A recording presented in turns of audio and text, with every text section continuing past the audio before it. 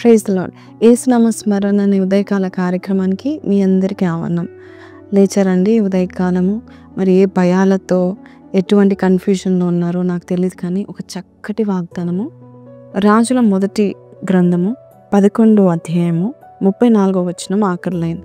అతని దినములన్నీ అతనిని అధికారిగా ఉండనిత్తును.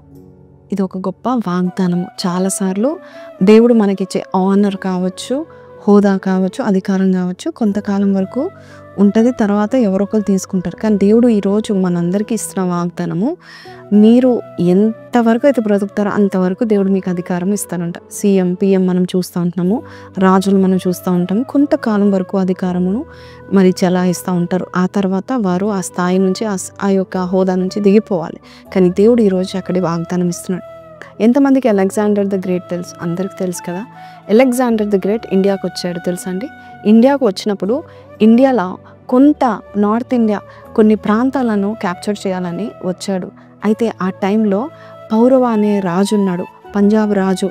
మరి ఆయన ఇండియాని పరిపాలిస్తున్నాడు చాలా నమ్మకంగా, చాలా ప్రేమతో, అత్యాశక్తితో, నేర్పరితనంతో మరి పరిపాలిస్తూ ఉంటున్నాడు. ఆ సమయంలో అలెగ్జాండర్ ద గ్రేట్ యుద్ధానికి వచ్చినప్పుడు ఈ యొక్క రాజు అనేకమైన ఏనుగులను పట్టుకొని, మరి యుద్ధ ఏనుగులు మరి పట్టుకొని యుద్ధానికి వెళ్తాడు.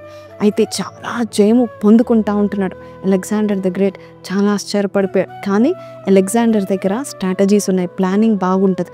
వెంటనే ఏం చేశాడంటే పౌరవాన్ని, ఆయనకున్న ఏనుగులన్నిటిని కూడా హతమార్చడానికి చాలా చక్కని ప్లాన్ చేసి సైడ్ నుంచి మరి ఏనుగులను ఆ యొక్క యుద్ధంలో గొప్ప జయమును పొందుకున్నాడు.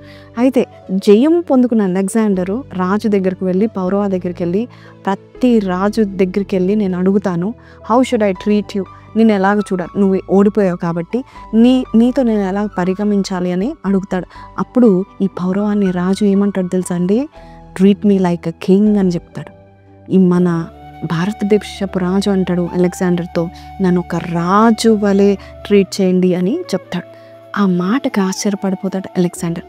ఓడిపోయాడు కానీ రాజుగా ఉండాలని కోరుకుంటున్నాడు. అయితే రెండు విషయాలు ఈ పౌరవాకి ఏంటంటే, నేను రాజుగా ఉంటే నా జనులు బాగుపడతారు. ఇంకోటి రెండోది ఏంటంటే, నేను ఎప్పుడు అధికారంలో ఉండాలనే ఆశ కలిగి ఉన్నాడు. కాబట్టి అలెగ్జాండర్ ఆశ్చర్యపడిపోయి చాలా అప్రిషియేట్ చేసి నిజంగా ఎవ్వరు ఇలాంటి మరి ఆన్సర్ ఇవ్వలేదు, ఎవ్వరు ఇలాగా నన్ను అడగలేదు, కాబట్టి నీ యొక్క జవాబుని నేను మెచ్చి ఖచ్చితంగా నువ్వు రాజుగా నేను ఉండనిస్తానని చెప్పి మరి రాజుగానే ఉండనిచ్చాడు. ఓడిపోయిన ఈ రాజుని రాజుగా ఉండనిచ్చాడు. అంతేకాదు ఇంకా గొప్ప మేలు చేసి ఇంకా అనేకమైన ప్రాంతాలు, చుట్టుప్రక్కల ప్రాంతాలకు కూడా ఈ రాజు చేతిలో పెట్టాడంట అలెగ్జాండర్. మరి ఆ యొక్క రాజు, పౌరవ అనే రాజు చాలా సంతోషించి మరి చక్కని పరిపాలన చేసి ఉన్నాడు.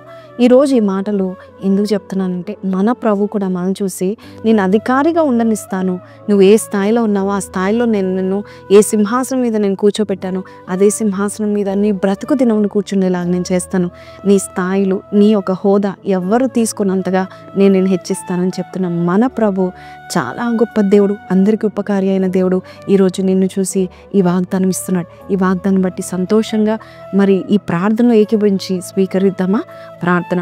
పరిశుద్ధుడా, మహోన్నతుడవు తండ్రి, నాయనా మాకు ఇస్తున్న అధికారం బట్టి నీకు వందనాలు. అంతేకాదు బ్రతుకు దినములన్నిటా కూడా ఎవరికి లేనంత అధికారము అయ్యా, ఎవ్వరు కూడా మా హోదా తీసుకున్నంతగా, మా అధికారం ఎవరికి ఇచ్చివేయనంతగా నీవు మాకు అయ్యా నువ్వు నియమించున్నావు, స్థిరపరిచున్నావు, ఎస్టాబ్లిష్ చేసినందుకు నీకు వందనాలు.